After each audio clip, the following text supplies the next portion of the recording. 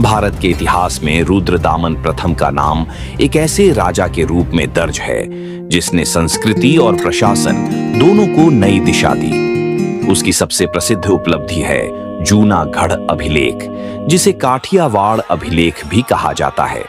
यह अभिलेख संस्कृत भाषा का पहला बड़ा अभिलेख माना जाता है, जिसमें काव्य शैली के प्राचीनतम उदाहरण मिलते हैं। इसमें बताया गया है कि रुद्रदामन ने सुदर्शन झील की मरम्मत करवाई, जो मौर्य काल में बनी थी लेकिन बाद में क्षतिग्रस्त हो गई थी। यह झील केवल एक जलाशय नहीं बल्कि भारत के सबसे पुराने जल प्रबंधन अभियानों में से एक मानी जाती है। शकों के शासनकाल में चांदी के सिक्के चलन में आए, जो कला, मुद्रा विज्ञान और अर्थव्यवस्था का प्रतीक बने। और इन्हीं शकों से जुड़ा है भारत का दूसरा युग, शक संवत, जो 78 ईस्वी में शुरू हुआ।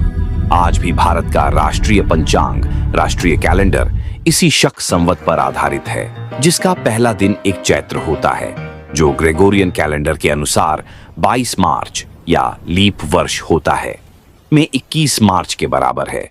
ध्यान रहे, विक्रम संवत और शक संवत में ठीक 135 वर्षों का अंतर है। रुद्रदामन का शासन केवल शक्ति का नहीं बल्कि संस्कृति, प्रशासन और जल संरक्षण का भी प्रतीक था।